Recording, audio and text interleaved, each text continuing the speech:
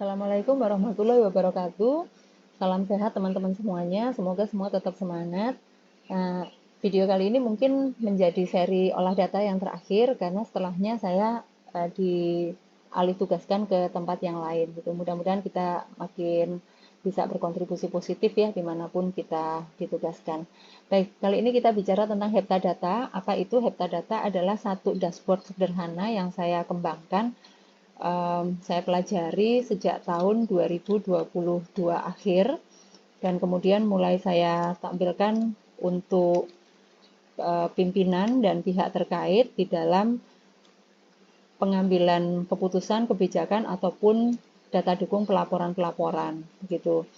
Nah, tentunya ini masih berkembang terus. Sebenarnya ada banyak rencana ke depannya gitu ya, tetapi uh, sudah terlanjur dapat SK untuk pindah tugas ke tempat yang lain. Ya sudah, mudah-mudahan ini bisa dibaca dan bisa uh, kembangkan ke depannya supaya lebih bermanfaat lagi begitu.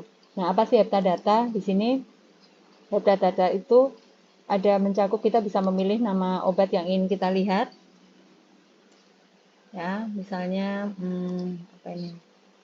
Oke, kita pilih misalkan simvastatin.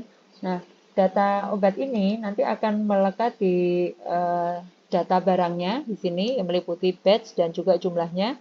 Untuk kode sebenarnya rencananya ke depannya akan saya sesuaikan dengan kode KFA ya yang akan digunakan secara nasional begitu. Tetapi itu baru rencana belum terrealisasi.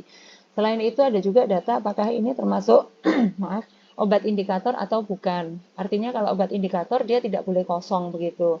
Kemudian data per tanggal berapa yang tampil di sini, kemudian jumlah totalnya berapa, dan jumlah ini cukup untuk ketersediaan berapa bulan gitu ya. Ada berdasarkan data usulan dan juga data distribusi gitu. Artinya kalau seperti ini kan berarti distribusinya lebih banyak ya. Maksudnya kecukupannya itu um, apa ya, usulannya itu kurang gitu sebetulnya ya. Nah, ini di sini sebelah kanan ini juga ada riwayat tahun-tahun sebelumnya dan juga tahun 2023 ya, tahun berjalan, meliputi data usulan, data distribusi, data pemakaian, dan data ED Puskesmas. Kenapa tahun 2019 tidak ada distribusi dan ED ini? Karena tahun 2019 saya masih sekolah gitu ya, belum pulang. Jadi datanya belum saya pegang gitu. Barulah saya pegang di tahun 2020 pertengahan karena sebelumnya dipegang oleh petugas yang lain. Kemudian juga ada data rincian per vaskesnya seperti ini dan juga data riwayat harga. Riwayat harga ini penting untuk proses rencana pengadaan ya, apalagi biar tahu pernah dapat harga berapa aja sih begitu. Itu kemudian ada juga data dukung di sini ya yang kedua. Ini untuk entry untuk data dukung entry data di aplikasi pengelolaan logistiknya pusat gitu ya. Misalnya ada SMILE, SITB, SIHA dan seterusnya. Itu bisa mengambil dari sini. Misalnya kita mau ambil obat TB, oh enggak ada. Ya, kita ambil di sini. Nanti kita bisa memilih tanggal-tanggal yang memang ada distribusi obat tersebut begitu. Misalnya ini, oh tanggal 12 ada distribusi ke situ, tanggal 28 ada distribusi ini, tanggal sebelumnya begitu ini dan seterusnya gitu ya. Nanti ini bisa menjadi data dukung untuk entry aplikasi itu. Kemudian ada juga data distribusi, ini bisa memilih apakah distribusinya itu per periode. Kalau per periode berarti nanti munculnya adalah bulan, dan kemudian jenis barangnya bisa kita pilih, misalkan obat kaswa seperti ini, nah, maka yang tampil akan obat-obat jenis ini saja. Kemudian juga bisa memilih per vaskesnya gitu ya. Jadi nanti kolomnya adalah kolom vaskesnya. Kemudian juga ada kartu stok. Ini kartu stok selain kartu stok digital gitu ya, yang memuat data admin. Kegunaannya adalah pada saat proses stok opnam, bila ada selisih dengan fisik atau kartu stok fisik yang dikelola di gudang, ini teman-teman bisa melakukan telusur data, mana data yang berbeda, sehingga nanti dalam pencatatan hasil stok opnamnya itu bisa diberikan keterangan, oh selisih sekian karena pada saat distribusi tanggal berapa dengan nomor dokumen berapa itu seharusnya berapa hanya diberikan atau terlanjur diberikan berapa, itu bisa tertelusur begitu. Nama obatnya juga memilih seperti ini ya, simvastatin bisa, kemudian misalnya Apalagi contohnya yang lain. Dan juga tanggalnya juga bisa memilih. Jadi tanggal ini bisa mulai tanggal berapa gitu ya. Tahun selanjutnya juga bisa. Tetapi sebenarnya tidak usah dipindah-pindah tanggal ini, kita bisa melihat mau lihat yang tanggal berapa. Kalau misalnya tanggal 11 Januari ya stok awalnya sekian begitu ya. Kemudian nanti stok akhir per tanggal 11 Januari itu ya ini di tahun 2021. Itu nah seperti ini ya, sudah muncul amoxicillin. Hanya saja kelemahannya ini ketika stok akhir kita baca ya, stok akhirnya kita baca di sini ini belum belum bisa menentukan dalam 501 itu batch yang mana saja gitu ya, karena ini hanya melekat ke yang disesuaikan gitu. Untuk melihatnya kita bisa lihatnya di heptadata ini gitu. Tetapi sekali lagi ini masih proses pengembangan, sebenarnya ingin saya kembangkan sehingga nanti muncul di sini itu stok akhirnya itu kelihatan langsung batch dalam 500 sekian itu batch mana saja sih, seperti itu gitu. Kalau ini kan harus balik ke sini ya untuk kita lihat. Oh, ternyata 500 sekian itu terdiri dari 4 batch seperti itu. Ya proses pengembangan sih, tetapi karena terlanjur ada SK alih tugas gitu ya, jadi ya mohon maaf belum bisa menyelesaikan ke depannya. Kemudian ada juga data mutasi, ya. Data mutasi ini bisa memilih tanggal, tetapi hanya tanggal awal bulan hingga kemudian sampai akhir bulan gitu ya. Jadi memilihnya awal dan akhir. Awalnya adalah kolom B sampai kolom L ini saja, ya. Dan obatnya pun bisa memilih, misalnya hanya obat TB saja yang ingin kita lihat begitu. Nah, kolom yang M dan seterusnya ini adalah tambahan karena di akhir tahun kemarin diminta oleh auditor dari luar untuk menampilkan begini teman-teman. Semua yang ada penerimaan, ya, data penerimaan itu ingin tahu dari mana dan didistribusikan kemana saja gitu. Nah, maka kan kita harus panggil ini ya, nomor kodenya ini dan seterusnya sehingga nanti bisa kita lacak berdasarkan kode ini. Kemudian juga ada Monef ED. Jadi Monef ED ini barang yang belum ED gitu ya. Jadi kalau yang masa ED-nya 1 bulan itu artinya ya dia ini 1 bulan, kurang dari 1 bulan atau 1 bulan lebih sekian hari gitu ya. Pokoknya ada range di 1 bulan, kurang lebih 1 bulan begitu. Itu jadi kita bisa ancang-ancang mengalokasikan gitu. 2 bulan ya tampil yang 1 bulan tadi tampil ditambah yang 2 bulan sekian. Ini bisa jadi bahan untuk optimalisasi distribusi sehingga barang jangan sampai kedaluarsa. Kemudian juga ada monef ketersediaan gitu. Jadi yang ketersediaannya 0 tahun misalnya 2 bulan itu apa saja gitu ya. Tapi bukan obat, misalkan oh ini jenis ketersediaan ya. Ini untuk kebetulan memang untuk obat saja sih sebetulnya, karena kemarin yang diminta untuk obat yang terutama ya, ketersediaan obat. Kemudian juga bisa melihat ED. Nah, ini ada ceritanya juga. Ini yang saya bikin dadakan. Jadi saat itu rapat koordinasi dan diminta oleh Kemenkes untuk menampilkan obat program yang ED tahun-tahun sebelumnya apa saja gitu untuk memastikan bahwa memang ada obat yang ED gitu ya. Jadi nggak apa namanya nggak cuman kita laporkan oh, ED gitu, tetapi ada datanya betul gitu. ED apa saja dan berapa di tahun-tahun sebelum-sebelumnya begitu. Kemudian yang indikator ini adalah obat indikator pemakaiannya. Ini saya buat dadakan di awal tahun kemarin, baru saja kemarin itu karena diminta oleh auditor menampilkan data pemakaian. Artinya data pemakaian itu data LPLP-nya puskesmas gitu ya. Nah, ini bisa tampilkan per periode. Kalau per periode artinya apakah semua bulan, artinya 12 bulan dalam setahun begitu, ataukah pada bulan-bulan tertentu begitu. Jadi bisa difilter ya. Gitu. Kemudian bisa juga data ya ini sudah muncul untuk semua, tapi kalau misalnya yang bulan Maret saja ya bisa nanti dia akan tampil datanya untuk yang tiap vaskes, tetapi pada bulan tertentu saja seperti ini. Kemudian bisa juga untuk per puskesmas, misalnya ini puskesmas ya, puskesmas ini bisa kita memilih begitu maka dia akan tampil setiap bulannya gitu. Dan juga rata pemakaian karena data yang diminta adalah rata pemakaiannya gitu. Ini hanya obat program saja, jadi ya hanya 40 itu ya. Gitu. Kemudian juga yang ini ya obat program ini pemakaian juga ya, bisa memilih juga sama kayak tadi periode. Kalau periode berarti yang apa namanya bisa memilih bulan apakah semua ataukah hanya bulan tertentu. Bedanya adalah ini obat indikator, yang ini obat program. Kan ada obat program yang tidak masuk obat indikator gitu ya. Kemudian ada juga evaluasi distribusi ya. Ini teman-teman dari Vaskes bisa menyampaikan saran, masukan, keluhannya seperti apa. Ini bisa kita baca real time.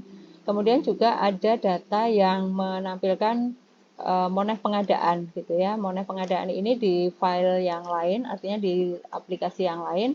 Ini kita bisa melihat yang penerimaan pembelian ini mulai dari data pemesanannya ya, yang warnanya ini, kemudian warnanya berbeda adalah data penerimaannya, kemudian yang warna kuning ini adalah data pembayarannya begitu. Jadi ada selisih berapa itu bisa menjadi monef kita. Apakah yang salah entry di data penerimaannya ataukah memang ada pembayarannya yang belum dientrikan.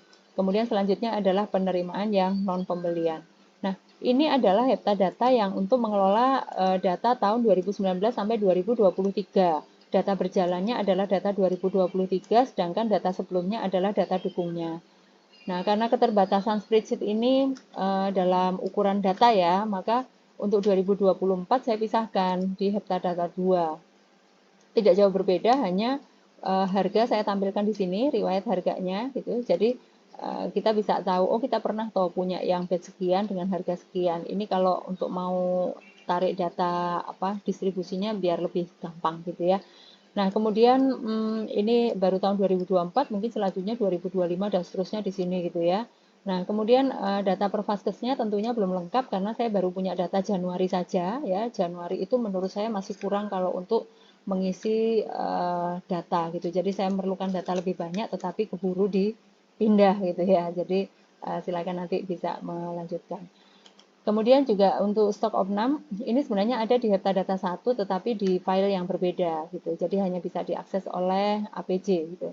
Di sini kalau APJ mau melakukan stok opnam ya, atau teman-teman mau melakukan stok opnam tinggal memilih saja misalnya obat reguler misalkan yang banyak ya. Maka di sini ada 20 halaman gitu yang setiap halamannya berisi 10 data. Maka tinggal memilih mau cetak halaman 1, tinggal dicetak, kemudian halaman 2 cetak, halaman 3 dan seterusnya cetak. Nah, cetakannya itu print-printannya bisa dikasihkan ke teman-teman di gudang untuk dilakukan cek data. Berapa jumlah di kartu stok, berapa jumlah fisiknya, tanggal berapa diperiksa, petugasnya siapa, kemudian catatan dari apoteker penanggung jawabnya apa, dan apakah sudah dicatat admin atau belum gitu. Kemudian didokumentasikan. Ini masih sama seperti yang sebelumnya, persis ya.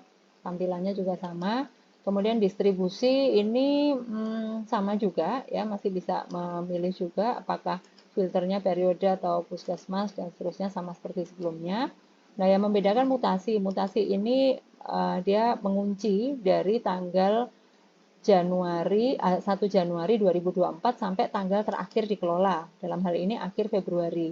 Dan bisa memilih jenis barang yang dimaksud begitu. Jadi ini mutasi tahunan gitu. Kalau untuk melihat mutasi bulanannya seperti ini di sini. Jadi mutasi bulanan misalkan mau melihat KB ada nggak ya? Coba kita cari yang ada aja, yang pasti ada. Ini vaksin rutin tadi. Vaksin bias misalkan. Nah, ini ada data Januarinya. Kemudian kalau geser ke kanan ada data Februarinya. Seperti ini. Ya. Ada mutasi. Oh, ada mutasi.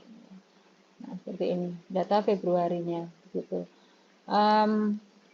Seperti ini untuk yang bulanan, nanti ke kanan, makin ke kanan nanti Maret dan seterusnya gitu ya, tergantung bulan berjalan.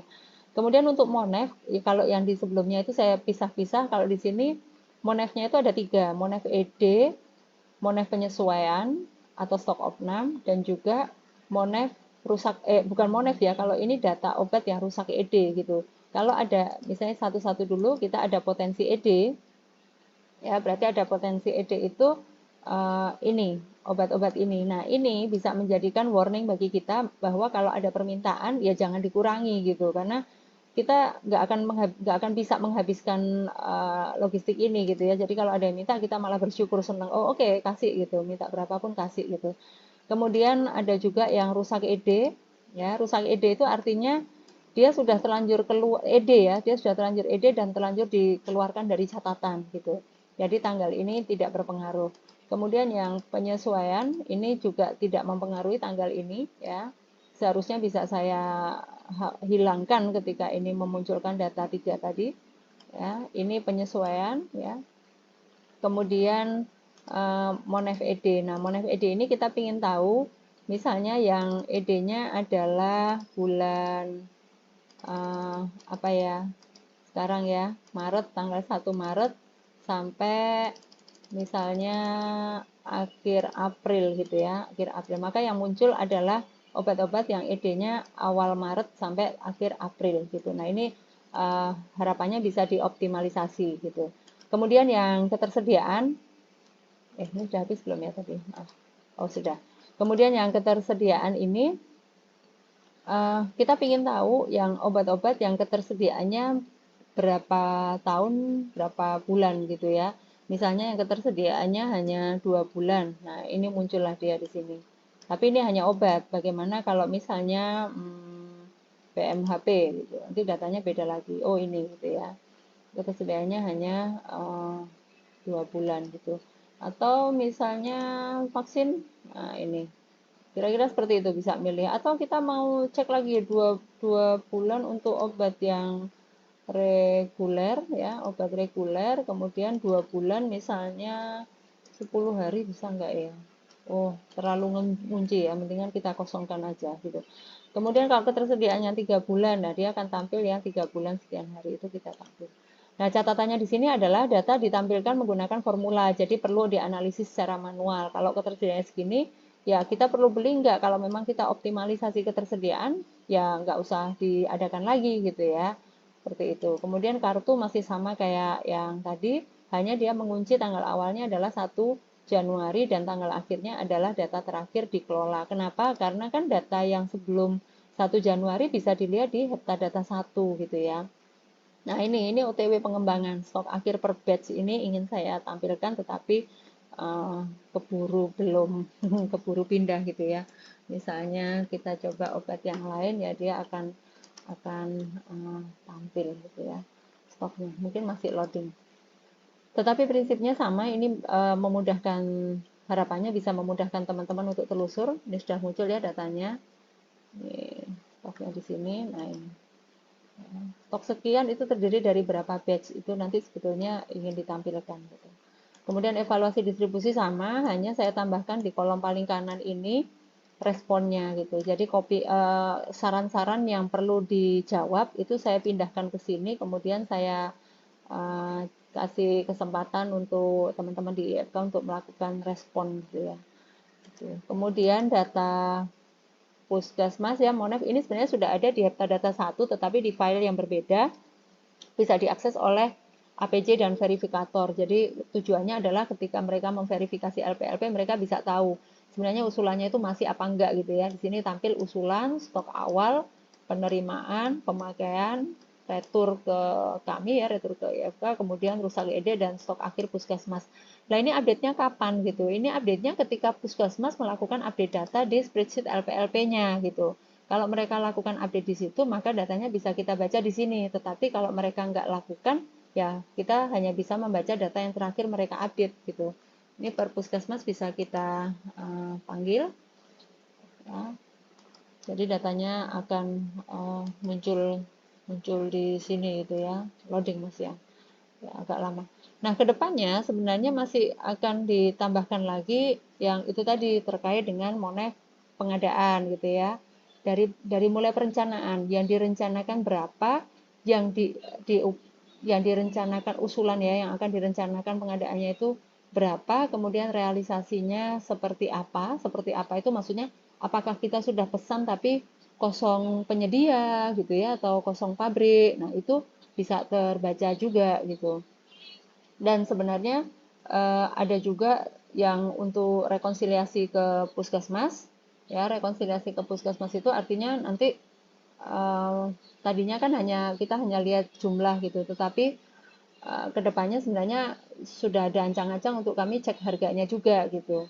Tetapi ya itu tadi ya, ada sebenarnya proses pengembangan ini sangat-sangat apa ya, berkelanjutan gitu ya. Tetapi sebagai abdi negara ya dimanapun kita ditugaskan ya kita harus bisa memberikan kontribusi positif. Baik teman-teman, saya kira itu Heptadata 1, Heptadata 2. Kenapa namanya Heptadata? Ya semula hanya menampilkan 7 gitu, tetapi berkembang tambah banyak, tambah banyak, tambah lengkap gitu ya. Itu saya kira mudah-mudahan bermanfaat, dan pada akhirnya saya mohon maaf kalau selama kita berinteraksi ada hal-hal yang kurang berkenan di hati teman-teman semuanya. Seiring doa semoga kita semua dimanapun berkarya selalu dalam lindungan Allah Subhanahu wa Ta'ala. Akhir kata, saya akhiri, wassalamualaikum warahmatullahi wabarakatuh.